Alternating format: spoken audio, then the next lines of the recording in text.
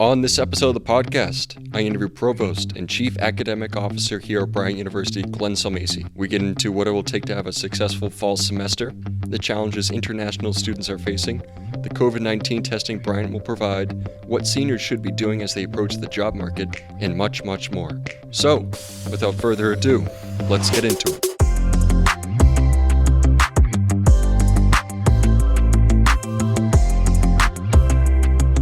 I now welcome onto the podcast Provost of Bryant University, Glenn Sulmasy. Thank you for joining me. Oh, it's great to be here. Thanks for having me. Yeah, so I just want to start off this conversation here. We have school starting in less than a month here. We're pushing it up to August. I can't wait, Cole. So what are you most looking forward to when students are back on campus? Just what you said, the students being back on campus. The campus is completely dependent and comes to life with our students. And in this place, we have this incredible institution that have the greatest students I've ever encountered. They have this, you bring in your parents, give us good students, and we make you great. Mm-hmm. And have them on campus is just brings the whole place to life. So for me, more than anything, is just seeing all of you. And I know you think we don't forget, we live on campus. President Cattell and I live on campus, and me and my 7 children, I had 6 here during the COVID. That was all I saw. And I love them, but I want to see all of you. And it gets you back here and have you roaming around and taking classes and getting more aware of and growing intellectually and finding things that you feel passionate about and chasing those. That's what makes a university come to life. And so we've been seeing, and it's almost, if you look at the pond outside my window, is kind of placid, static. There's no flow. There's no waves. There's no activity there. I don't see any fish jumping. There's nothing. So that's what I kind of analogize to what I'm looking at that pond. That's what it's been like. I want it to be a roaring waves. I want activity. I want a beach. I want the students to come back, learn, and bring this campus back to life. And I can't wait to hug them virtually or through social distancing. But hopefully by graduation next year, I'll be giving everybody a hug on the stage because you'll have deserved it. So when progressing to starting the semester much earlier than usual in August here, did you consult any other schools' plans? I know Notre Dame was one of the first to kind of accept that, or were you strictly looking at your own scenarios? No, I love Notre Dame, but I would say we were in front of them. They happened to get it out in front of us, which will always bother me, Cole, forever, because we were the leader in Rhode Island. But, back probably in April, I guess, or earlier, right after this, probably early April, late March, the deans called me and said, I've got this idea, Glenn. What do you think about starting earlier? And they had different ideas how we would do this. Just let's get because the thrust for us back then, as you know, this is an evolving virus, trying to figure it out where we're going. But it was talking about a virus taking root, coming back in the fall, late fall, like October, November. So I was grabbed onto that, and we were very hard during a transition. You've got 2 presidents. You're trying to figure out who you go to, how do you want to present this, and how we're going to make this big decision. So you've got to go ahead and get support from your faculty, your deans, others, staff, other members of the cabinet that work with me. I've got to be able to say that, hey, this is because it's a change to Bryant. Coming back after Labor Day is a beautiful thing. To me, the way I pitched it and the way I think I truly believe is that the health and safety is paramount. Everything else for us right now, the education, the student life, the Greek life, sports, revolves around making sure the faculty, staff, and students are safe, and the parents when they drop off their children. So that's the kind of thrust, Cole, that I think we were looking at. And so obviously I was going through reading everybody's plans, and I'm on a weekly call with the provost in Rhode Island. So I'm on the call with the Brown provost, Providence College provost who just left. There's a new fellow who's a good friend of mine, is the provost at Providence College now. Small world. He's an old buddy from college. And then all of the provosts. And then I'd be on calls with NECHI, which is our accrediting body. And then I have friends at other places like Notre Dame, Duke. I got a copy of Duke's plan before we'd even put our plan together. They already had a plan done, which was probably premature. So our whole gauge was, how do we judge this? And in retrospect right now, I'm looking forward to, as of now, being cautiously optimistic that we made the right call. It seems like we're in very, very good shape, Cole, for moving forward. What do you see the biggest progression being in ensuring student safety since we first shut down in March? Keeping them away from here. And again, that was the hardest decision. I remember vividly seeing that Harvard had closed, and then there were some issues about the virus really taking root. And I went to see Ron Monday morning, 8 o'clock. He walked in the door, and I went right in behind him and said, "Boss, we got to have a serious conversation. I'm worried, right? This thing's starting to really take off." And he listened like a good leader would. And we sat and talked, and then we digested. He said, "When can you have the faculty back?" Now, that was the Monday of spring break. You just left. Mm-hmm. So by Tuesday, we had decided we would be starting classes. I got at least one day for training that Monday. I was thinking initially we got a week off afterwards. So I brought faculty back. They were back Wednesday, Thursday, Friday. We had training seminars going virtual. We had to bring them in because a lot of them didn't have Zoom licenses. So we brought them all in, and we got everybody going. But from that point to when President Gattel really came June 8th and then took over officially on July 1st, my sense from them, which is always reassuring to all of us, is the safety of the students. And you say, how do we do that? I think one was to keep you away. Now going forward with COVID-19 is the testing. And I am so proud of, yes, we've got to follow certain rules. You got to wash your hands, got to wear a mask. You got to keep 6 feet away from each other. You got to do it. It's hard, but it's only for 90 days right now.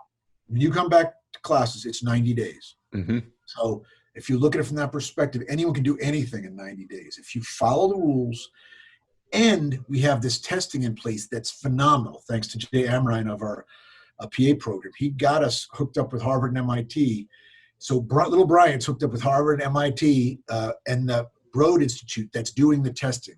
We're spending millions on this. So the president is putting his money where his mouth is. He's literally being sincere. Literally millions to have this testing. Every 7 days, everyone on the campus will be tested. Every 7 days. Where will the location of this testing be? Well, different spots. You're going to have places on campus. I think that the testing, is going to be in, again, you left, in Bello. We're just finalizing this, or it's going to be in the MAC. It's one of those areas where they're going to have testing set up with, you have to have observers to make sure you're being tested, so that we think we can get away with 1 for 2 right now with a plexiglass in between while you're swabbing, so there's no false negatives. We've got an entire dorm offline, Cumberland's offline. If there's a need to have students go and stay and be in quarantine, we have also the, what's your place down by the townhouses? The general area, this one little building down there. Yes, I know the building you're talking about. I'll and that one is down there. That's set aside as a clinic for you all as well. So there's different spaces on the campus that we've set aside. This testing, though, will be, again, it's for faculty, staff, and students every 7 days. And my goal, if you can get anyone to do this, wash your hands, use the mask, try to stay 6 feet within reason. I know you're going to have, but try not to go off campus and bring this thing back here. We've got to have ways to have you all enjoy your time here and learn as much as possible. A lot of it I've gotten, Cole, and you probably could answer this for me, is all of you want to see each other.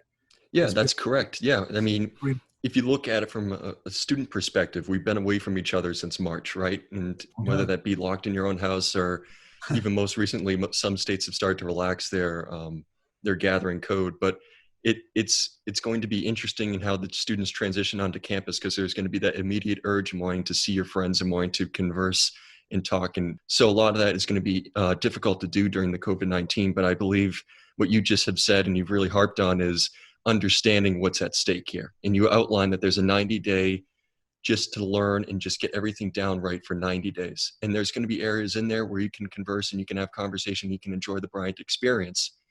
But to there, you have to have some compromises, and those compromises have to be through ensuring student safety. And I agree with you on that.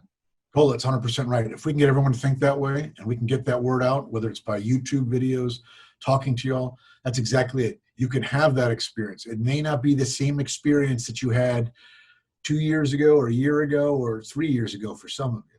That it's not that same, but we will provide as best as we can. And remember, everyone's struggling. Tourist industry, airlines, it's not like it's just Bryant. Every university in America, every college student in America is going through what you're going through. So you can't say, why are they doing this? We're doing this. There are going to be some schools that probably, look what happened at some of the schools that opened early, really early. They had massive parties right away, and the virus spread to everyone was at a party. So does that mean you can't have beer, or if you're 21, or have anything, have gatherings, whatever you're doing, of course you can still have those gatherings. We just got to try to be smart about it. And as you put, Cole, and I'm literally putting this out to I just had a meeting this morning with faculty and said, it's 90 days. We've got to start thinking we will get through this. If we get through this, Cole, mark my words, Bryant University will be stronger than ever coming out in that second semester. And for your diploma in years to come, when you graduate, it will help position us terrifically for the rest of this decade. Speaking of positioning and over the course of time here, Bryant is known for its classroom experiences. And I know you've mentioned that put in over $500,000 into classroom technology and ensuring a hybrid learning style. Where do you see this going in the future, even after COVID-19? Just providing opportunities. I always say that one thing's for sure is no more snow days. You can't. I'm not. I think one of the items that President Cattell and I, when we put this in, what can happen with this, it's a wasted expenditure if it's just for this maybe 90 days. We need $540,000. Everyone does to not waste it. So it had to be permanently something that will enhance the classroom experience and pedagogical approaches of the faculty. So I think it'll be used throughout. I think some of it will be people who do some classes. I would envision a couple of years from now, I'll have some classes that are taught remotely, like graduate school classes, will be taught remotely and in person. My wife, when she was getting her MBA, it was just either or. You could take either one. It was one class to take either one. And this provides those opportunities and expands an academic's repertoire, if you will, their toolkit for how they want to teach. And how far they take that, it's probably up to me to try to determine, but it's certainly going to provide more opportunities for new students, students that are non-traditional, we call them, folks that might be out in the workforce or just coming back, just want to finish a degree. There's all sorts of opportunities associated with this that we're not going to let go of. So Bryant Business Courses teaches the importance of incorporating a short-term and long-term goals. What are some of those as a result with COVID-19 that you're looking at, not just in maybe the first week or 2 weeks of school, but towards the end of the semester? Where are you looking for these goals here? Well, I think for us is to be able to maximize the academic experience and have every student have an outstanding academic experience. Again, it's not going to be the same, Cole. But my goal for this during COVID is to have every student have an ability, whether they can't get here, if they're international, they're still getting a great experience. If they have a asthma problem that a doctor prohibits them from attending classes, that they have that. And that's for our sophomores, juniors, and seniors. The class of 24, I'm very specific on, Cole. Those folks haven't had anything. They had no prom. They had no spring sports season, no lacrosse, no women's lacrosse, no softball, no cross country, track and field, no class dance, no final ballet event, and no graduation. So we're bringing them in early for a week and having them kind of get used to college life and the college experience before at least have a little bit of a heads up. Picture you coming in, the uni, the buzzwords, coming in and now being told you're doing a high flex. So what I've tried to do is make most of their classes as much as possible in person. They won't even have the high flex. Right now, I can tell you that I'm as close to be able to announce next week that we'll have almost every class of 24 class, except for those that are taking 200 level. If some freshmen take history 200, and I can't guarantee that, but the freshman level classes, that they will be in person almost exclusively. And you'll say, well, what about us? We've been here, but you all are much more flexible too. We want to give these folks at least a chance to know what it's hard enough to be a freshman at any university. I think that's true, because if you look at it through the freshman class in 2024, it's as much of an investment opportunity as a learning opportunity. And to ensure a good investment from those students, you have to realize that they need to know what happens when it's in a normal circumstance, and providing a normal circumstance for them, or as close to normal as possible, will ensure that they actually get that Bryant experience. No question. And I mean, I'm the provost and chief academic officer, so it's split, right? So as provost, I'm exactly what you're talking about. There's a return on investment for the parents. It's ROI. They're sending their children here, and they don't want to have a half-baked experience. And any parent, which I have three, I'll have three here. I'll have a freshman, sophomore, and a junior as of next month.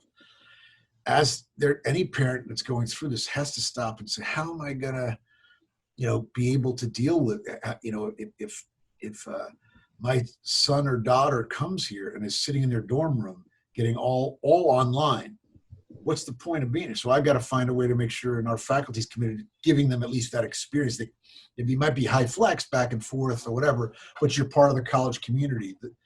Other schools who just said, "Oh, we're just going to go remote." Mm-hmm. It's an easy thing to do. I could have done that too in March. Mm-hmm. You wouldn't see your friends. You would miss another semester, maybe a year. But I'm not going to do that. I've probably never been prouder of the faculty and the staff. Everyone is committed, like we always do. As you said, it's a special magic of Bryant coming together to say, we've got to do this, and we're going to do it.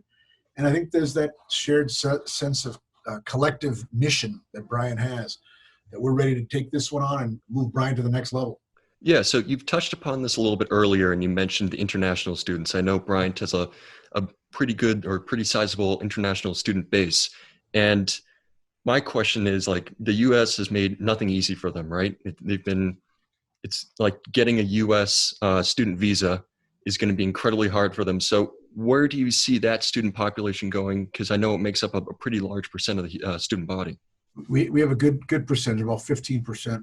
I think what will happen, some of them, what we try to provide is we'll have they can do it remotely, so they won't be here room and board wise, but we also taping every class, Cole, so that some of those folks, they're 12 hours difference, they couldn't really adapt to these. So we're trying to provide that for them as well. Some will be coming, some will say they'll take a semester off to come back in the spring. So, some are saying that they're going to come anyway, they're going to find a way. And then we also have the problem with visas, as you're saying. September, October, like some students from a certain country don't expect to get their visas until the end of September. They won't be here till October, but they're still going to come. So we're going to try to bring them in as they can come. They might do half of it. It'll be the same class at least. They'll be getting it remotely, and then they're going to come in for the in-person for the last month and a half or so. So that's the way it's going to roll, I think. But there's definitely been an impact, no doubt, Cole. What do you say to students considering taking a gap year or even a year off? Well, one is that there's a great report that just came out that costs you an additional $90,000. The end result is it apparently costs you, again, this is unverified reports, but I would tell you that CBS News had a study that was $90,000 additional fees you would pay if you take that gap semester, never mind year. For mine, I understand. you're going to have that, but you don't have to do that at Bryant. I could see if you were going to a place that wasn't like this. It was in downtown city. Down in NYU, I'd be thinking twice. BU, I'd be thinking twice. Again, our oldest daughter went to BU, so I'm not putting it down. I'm just saying it's a city. We have this. You have a chance to get back and see your pals. You will miss all of that. You will miss the experience, and it's not like everyone's doing it. So you're going to be one off. You're going to feel weird coming back. My thing would be why. We're providing you. We've invested to ensure you can continue your college experience and graduate when you're 21 or 22. So why would you do it? You could always, if you want to do a year after school and you want to go experience life, that's perfectly your call. But to do it in the middle, I think it disrupts that flow. It's almost like classes when you take sequences in accounting, or a sequence, or you take a 200 to 300 or 400. You don't jump or skip one and say, "Oh, I'll get back to that later. I'll take the 400 first, then go take the 300." And I think you're kind of doing that unnecessarily. That sequencing is disrupted. Sometimes it's harmful. Yeah, and that's very important for Bryant business majors, is just the sequencing of learning, especially in accounting when you have to build up to certain levels, and even in marketing or finance. They're all subjugated and very coerced in the fact that you have to learn step 1, step 2, step 3, step 4, so you can have a complete understanding. If you go from step 2 to step 4, you're going to lose certain parts that you just can't get back, and it's going to be monumentally confusing. When looking at this semester, what is something that Bryant can do better than any other university in the area? Well, deliver. We right now, I can tell you, I am no question, no one else is doing what we're doing right now. So balancing the safety and still providing the academic instruction. And I'll put us against any university in New England. We are providing the right testing, the structure, the timing of it's every 7 days. It's not every 14 days, it's 7 days. And there's a faculty that's nimble, ready to do it. If you can understand, Bryant has that ability to respond, this nimble nature, again, I use our collective consciousness, is to rise above issues of struggle and win. And, as they see, the greatest item that we have is a competitive spirit of all of you. I don't know if you get it before you come here, or it's all these competitions we have you in, from the elevator pitch competition to, the IB practicums, everything in the College of Business is, working in the College of Arts and Sciences, public speaking colloquium, everything's a competition. Mm-hmm. It's very funny. I know you're saying, well, isn't that everywhere? It's not that way everywhere. So all of you are always looking to get better. You have this very, very, I always call polite ambition. You want to do well, your drive to do well, but you're extremely polite and you're nice. But that ambition is the difference. That ambition right now, in times of struggle, you need people that really want to go because they want to be better themselves. Mm-hmm. And there's something that's inside of all of you. We haven't done that to the freshmen yet. Hopefully we will. But that's why we're trying to give them that experience, that they don't miss. That's the most important, that's the foundation of the house. If I don't pour the concrete right, it's going to fall down. So if we, I think that's probably it. And this sort of nimbleness of the faculty and this drive of the students, that I would say polite ambition, that is ensuring that we can beat anybody, any place, anytime right now. We're financially sound thanks to great, work. You could see we have some issues we're trying to work around, but we're making adjustments. I mean, higher ed's in trouble before COVID, and I would still put us against anybody else to say that we'll come out of this. If we do it right, Cole, we'll come out of this stronger than ever before. If you were a senior right now, how would you prepare yourself for such a tumultuous job market? I would start looking now. I would start seriously doing quite honestly, you're a sophomore. I'm going into my senior year. You're a rising senior. So I would do what you're doing. I mean, you reached out, our faculty offered this incredible program, right? This virtual seminar summer, because there were a lot of people, no one could do anything. You'd be showing up there at May. It was the worst time to say, oh, can I get it? They didn't want you near there. But we took the opportunity. Now you're working with Professor Montecalvo, an incredible LaSalle grad right here in Providence, an incredible, representative of our faculty, extremely well known in the whole, East Coast for his reporting capabilities, and you're working with him on an academic program, but also you're getting, this is a nurturing, this is sort of an internship goal, and we posted it, and you're getting to know him, and I'm sure that people like him will see you and say, that's a Bryant grad, and he's going to hire you at the end of this, and I'm sure Mike will. But I think people, are looking at things like that.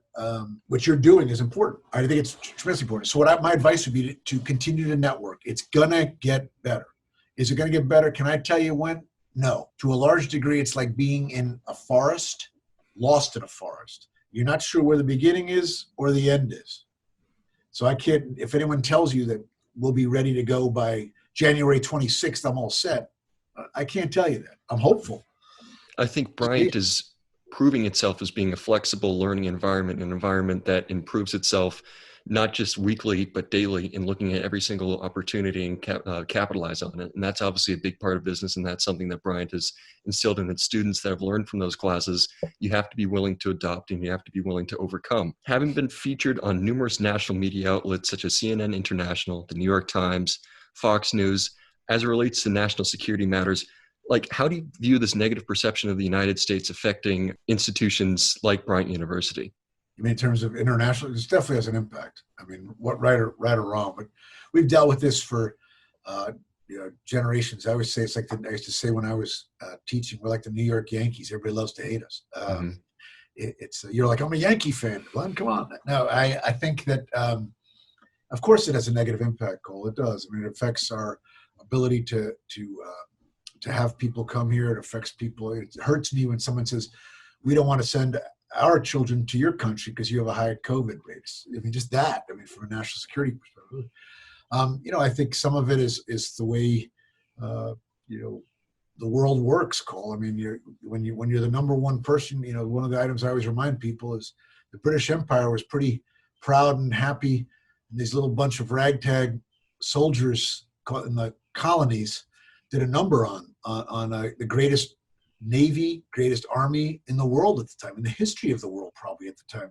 The British Empire was riding high, and they were, made fools of really by a ragtag bunch of colonists that created this great American experiment. So I think over time we'll get back to our roots and we'll have ourselves back to looking at it. The one thing I tell everybody consistently, every one of our students or anyone, is the great American experiment lives on. We're always improving ourselves.